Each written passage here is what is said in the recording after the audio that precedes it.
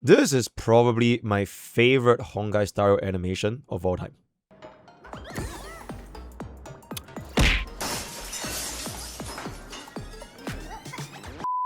Yes, that is actually her own mini theme song. So with Yao Guang as well as the Elation mechanic explained, we will now be the perfect time to introduce to you guys our first Elation DPS, Sparxie.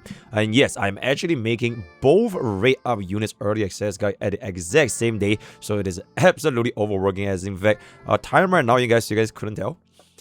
Yep, I have not slept. So smash that like and subscribe button for myself as an editor. And this will be our third video series of our Elation Mega Overworking by yours truly, where we are going to be going through Sparxie's kit, build, light cones, Eidolons, team comms, and without further ado, let's get into today's content.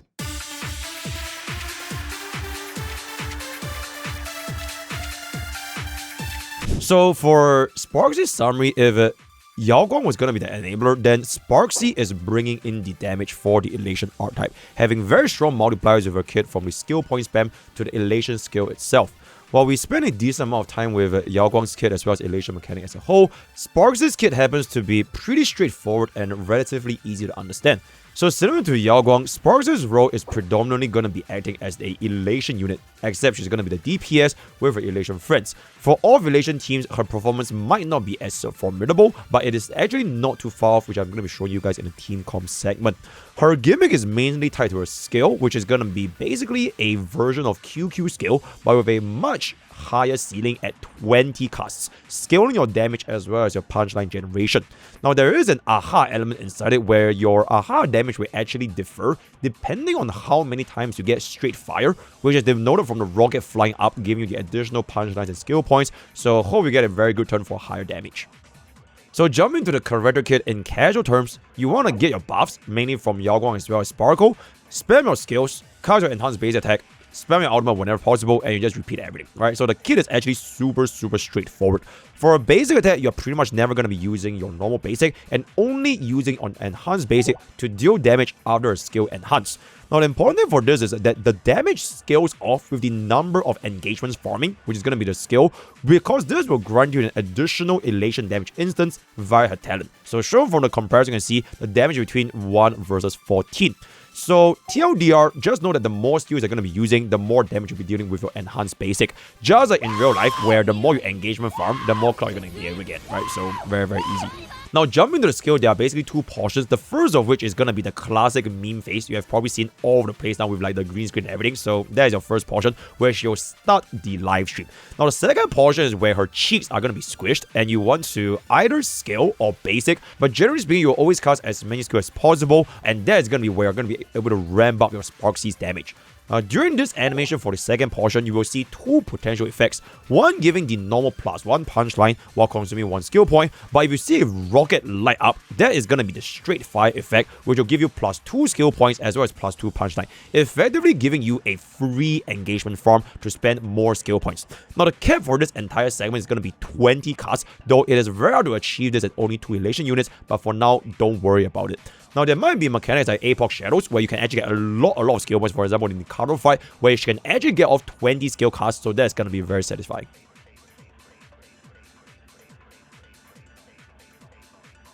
Generally speaking, just use this skill every single time it's going to be Sparxie's turn after she gets her buffs and let it rip to stack your damage as well as punchlines for aha. You usually won't run into skill point issues as long as Sparkle is going to be there, and as more and more Elation units are added, Sparxie also gains Trail, which will act as a skill point just like E2 Deo's scales itself. Remember the little Sakura Manta Lows? Yep, the yellow scale thingy. The number of punchlines will vary depending on your straight fire, but generally you can expect about an average of 15 punchlines, higher if you get an Elation skill granting you Trail, so right after Yao Guang or Aha's natural instance. Now jumping to the ultimate is going to be 160 cost, 2 punchlines dealing damage based on your Elation.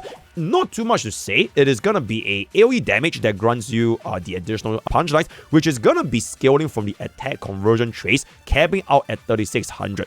Now remember that because this also includes a combat buff like Lushaga or even DHPT, we will talk about this on the trace segment a little bit later, but aside from the damage, she also gains this thing called Trail via her trace, which is obtained from your Elation skill, right? This Trail is going to be pretty much an additional skill point, and it will scale with the number of Elation units.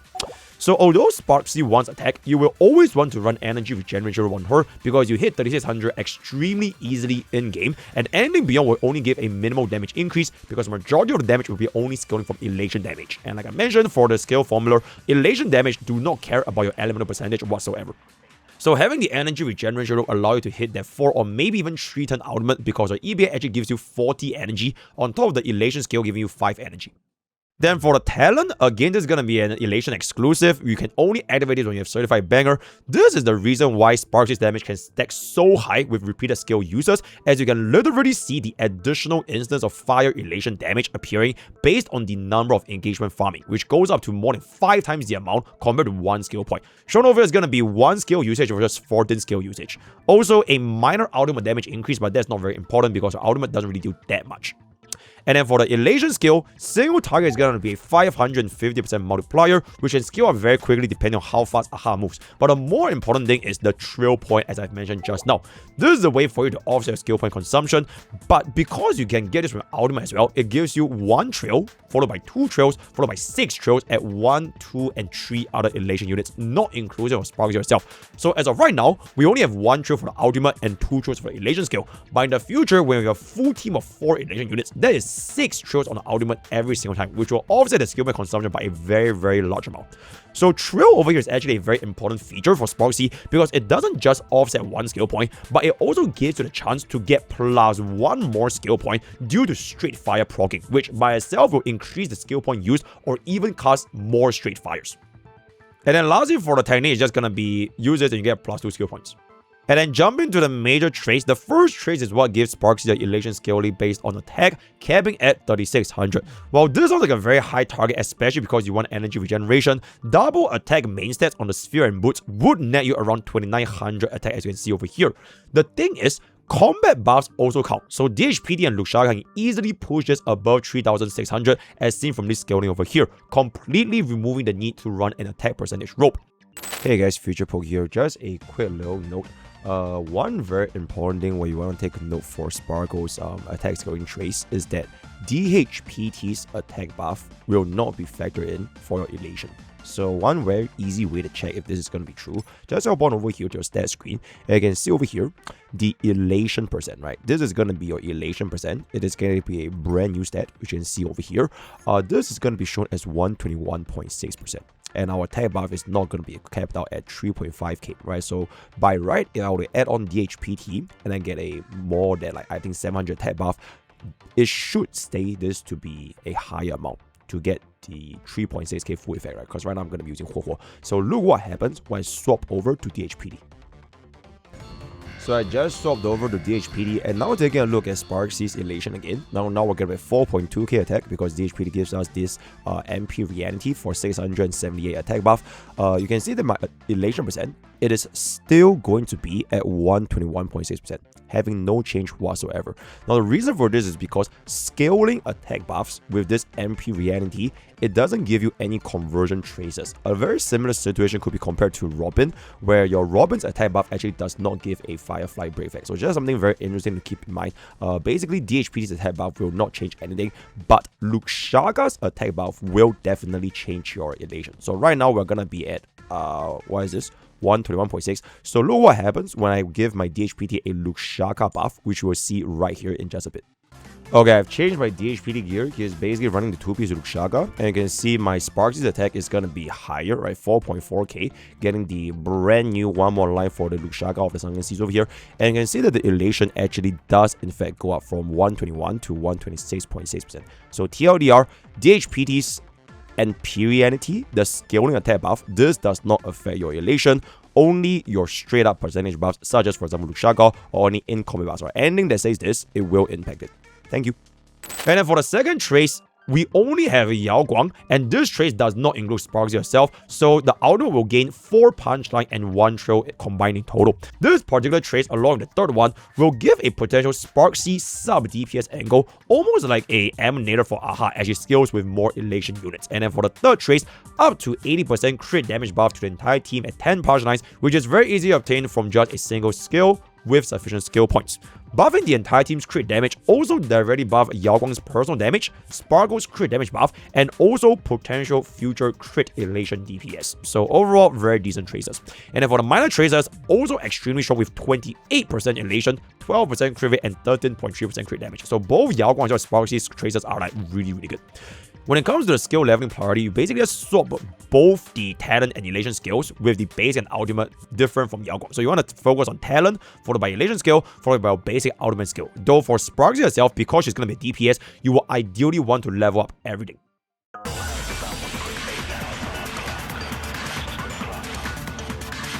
Now moving on to the Lycon segment, this is going to be a very long of text. TLDR, 48% crit damage, skill point limit increase from 1 to 3 based on the number of unit inclusive of Sparxie herself, up to 20% defense ignore with a team-wide 20% elation, unfortunately not stackable. So just like Yao Guang, Sparxie's S1 is also a really strong powerhouse of an S1, but also having a 4-star gacha alternative with today's good luck buffing crit rate as well as elation percent, both being very variable stats. But we'll be comparing this for now to S1 for S1 just like Yao Guang. So you can see from this damage, it is also around a 23% damage increase between S1 and Good Luck, almost the exact same as Yao Guang's get between her S1 as well as the Mushroom Light Cone. Now with the almost same level of amplification, Sparxie's S1 provides additional value based on the number of elation units you have, and the existence of the skill point ceiling is almost definitely going to be there to replace Sparkle's current slot for future elation units and increasing your skill point ceiling. On top of that, elation percentage is still a very rare field for now, and defense down sources are likely going to be adding on additively with even more elation units. I expect more elation units to make both Sparxie as well as Yao Guang's signature Lycon to rise up in value even higher. Now at this point, if you have put both Yao Guang and Sparxie and wondering who should get their S1 first, I will honestly wait and see what will the alternative Herda Store Lycon be, provided that if it's going to be a DPS Lycon or if it's going to be a support Lycon for the elation path. I'll still lean towards more of Yao Guang's S1 for the quality of life and energy regeneration, while Sparxie is going to be more focused on raw damage, though the skill point ceiling may or may not be important depending on your future elation units.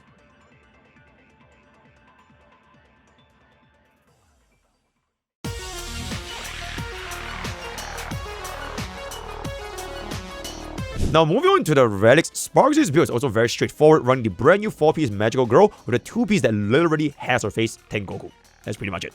So for the brand new ever glorious Magical Girl, definitive best in slot, 16% crit damage with 10% defense ignore and another 10% defense ignore once you have 50 punch lines accumulated, which will take you roughly 2 full turns. Now interestingly, this 4-piece describes Mimo sprites, which is very strange. I have no idea why they say that, but Mimo Sprite Elation Hybrid. Another 20% defense down, so if you have this 4-piece plus Sparxie's S1 giving 20%, and if you go for the vertical investment on Yao Guang for another 20% for E1, that will give a grand total of 60% defense ignore, leaving 40% more in the future for 100% defense ignore. And then your 2-piece is pretty much going to be Tengoku Livestream, increasing your crit damage by 16% as well as an additional 32% crit damage if you use more than 3 skill points, which is going to be a 48% crit damage buff. This is pretty much the most straightforward place, but I would say if you're going to be struggling with your crit rate because it's a little bit more difficult to stack on crit with Sparxie, you could consider running Lucian Arena just for the basic attack buff. But I wouldn't really recommend it because you will not get a buff for your elation skills, which will also be a considerable chunk of damage. So generally speaking, Tengoku Livestream is also going to be a best in slot. Then moving on to your main and subsets, you are going to be aiming for a crit rate body followed by either attack or speed boots, attack percentage sphere, as well as an energy regeneration rope for your subsets being crit rate over speed. So for your particular stats, especially for your attack, Sparxie with Sparkle has an absolutely insane amount of crit damage in combat, almost 300% more in combat after a 200% screen you can see over here. As such, stacking crit rate is going to be the most important priority, considering the early access build is going to be far from optimal, right? So ideally you want to get this crit rate as close to 100% as possible. Now for your attack boots and sphere, it's going to be to hit the 3600 attack, but it's going to be overkill because you can get a buff from in-game combat. I will say that as of now, attack boots is going to be a play, but if Sparkle were to leave the team for another elation unit, it is very likely that Sparxie can actually run speed boots as it will directly increase Aha's speed.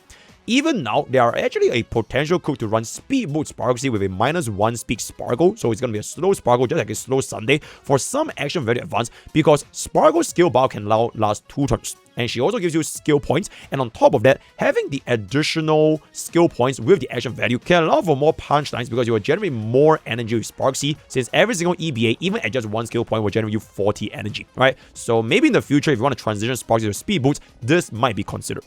And then lastly, Energy Regeneration Rope is going to be our best main stat because, like I mentioned, we are overcapped on attack on Annihilation, despite it slightly increasing Sparxie's attack multiplier for eBay and Ultimate, but majority of the damage is still going to be your Elation damage.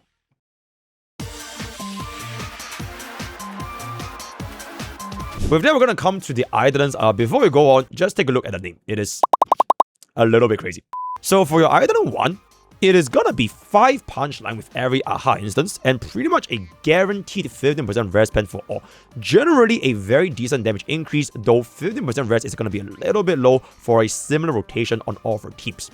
Now the main thing over here is actually going to be the Eidolon 2. I believe this is pretty much one of those game-changing Eidolon 2s because yes, you get an entire extra turn. Now, aside from the 40% crit damage, which is going to be mediocre considering her extremely high crit damage, every single extra turn Eidolon has pretty much broke the ceiling for all E2s until something new comes along the next way. Sparxie is also not going to be an exception, except it might be even better. So the extra turn from AHA instance actually do not consume your certified banger stacks. And if you cannot use as many skill points in that turn, a single EBA just for that 40 energy can greatly improve your ultimate rotation, which will ramp up your punchlines, trails, as well as overall damage.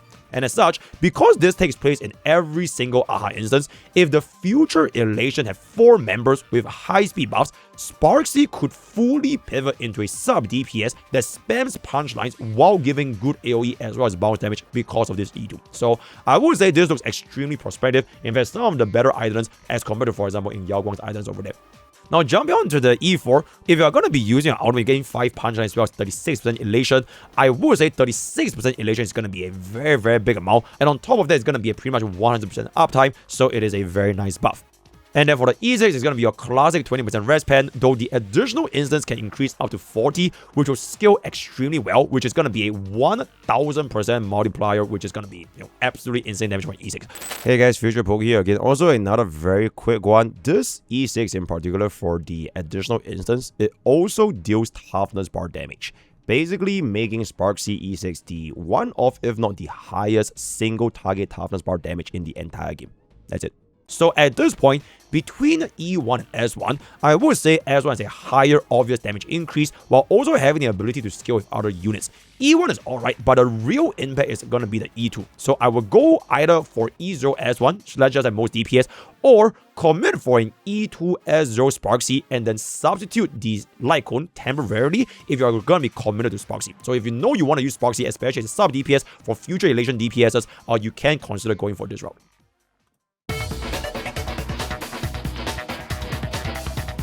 Now, moving on to your team comps, all of these was tested in the upcoming MOC12 against the brand new Sparxie boss, full auto, that will be for the future. And just like Yao Guang, I wanted to see how Sparxie is going to be faring with or without Yao Guang, which is going to be none other than our E1 Tribute, right? This is going to be alternative support, especially considering most players with Tribute likely don't really have a proper slot for Tribute, especially after Sirene took a place in your Remembrance flagship, or if they want to stop using the Herda. So this is going to be performance, as you can see, it's actually very, very close. For the Yao Guang team, I've already played this on the other video, so I'll break down a little bit more over here. Yao Guang will maintain 100% buff coverage, but the key thing is always try to hold your Sparxie and Yao Guang ultimate until Sparkle buffs the entire team with her ultimate, drastically improving your damage. For the speed tuning, we're going to be using Sparkle pulling up Sparxie, though you can consider the -1 Sparkle speed, and let Sparxie's first EBA give you 40 energy while only consuming 1 skill point. The Elation buff in Memory of Chaos definitely pushed the performance a lot more, as well as the fact that the enemies that we are facing gives us punchlines, and Sparxie con literally giving us an AHA instance as well as skill point. So it's a heavily favorite fight for Yao Guang as well as Sparxie. Now, the main thing with this team is that you have a lot of Elation procs as a whole, which can do insane damage after DHPD as well as Sparkle's buff. But it is clear that this team also has a lot of room to grow, just like Castorus before Everlight, Hyacinth as well as Cyrene. Now, although the skill point and the attack buffs from the non-Elation 2 units, the HP and Sparkle, is going to be quite nice, having more Elation will exponentially increase your damage output due to your faster aha speed, more Sparxies, due to your faster aha speed, more Sparxie elation trails as well as punch lines, and on top of all that, more synergy between your signature light cones for both Sparxie as well as Yao Guang, with everything coming together as your complete elation flagship.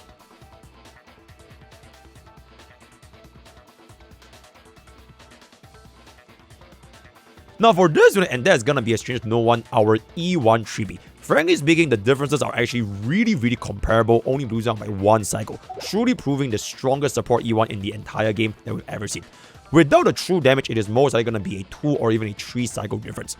So I've mentioned this in my elation guide, but true damage does in fact count for your aha instance damage, as you can see from this clip right here, getting a 244,000 true damage by itself, making this an exceptional scaling that doesn't fall too far behind despite lagging an entire elation skill proc from Yao Guang.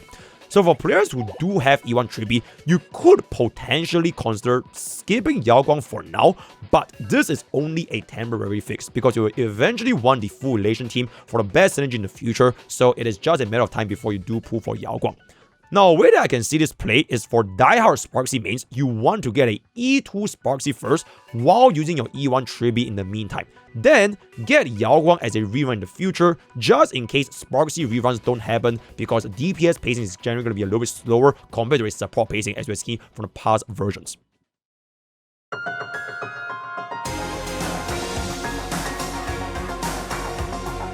Now going on to our last segment over here, and that's gonna be our endgame performance, showing the performance for Yao Guang, Sparxie, Sparkle, and DHPD. Everybody's E0 S1, except for Sparkle is gonna be E0 with S5 DDD performances right here. So for Memory of Chaos, this team was tested back in the Yao Guang early access as well, but this time I also did it for the Liger second half, which ironically cleared 1 cycle slower than E1 Archer on full auto, but it was literally 1 instance away from a 2 cycle clear just because of the Memory of Chaos buff. So I would say if this is going to be manual, this will probably go up a little bit better.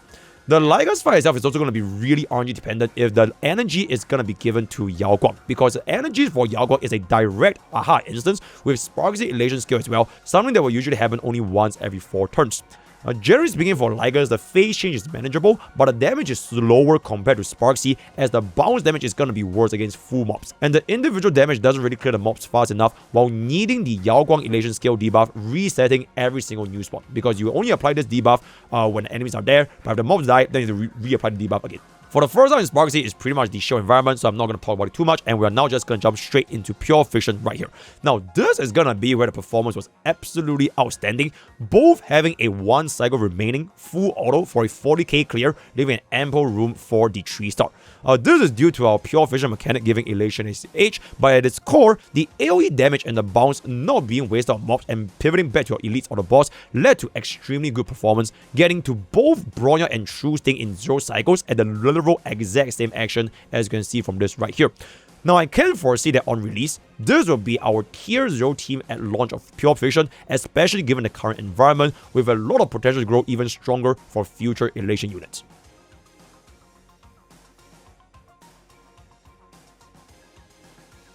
Then lastly, for Epoch Shadows, ironically, Sparxie actually has an almost the exact same score as E1 Archer with 3717 and 3656 respectively, just shy of less than 10 action value difference. So for Nigador, Sparxie was able to let go of 20 enhanced skill hit due to the max skill point ceiling being uncapped, with some even overflowing. War Armor was also easily dealt with your aha instances, and Sparxie can have a whopping 36 War Armor count alone, almost instantly breaking Nigador. So very straightforward fight. For the phase shot, is also not too shabby, but it was a little bit more annoying because of their bouncers potentially missing the right target. It is basically a 75% chance to hit the fire weakness, so if it doesn't hit the fire weakness, or if you are going to be hitting target that are already weakness broken, you are not going to be breaking phase shot, which will be a huge DPS loss. But still very close in performance compared to Archer.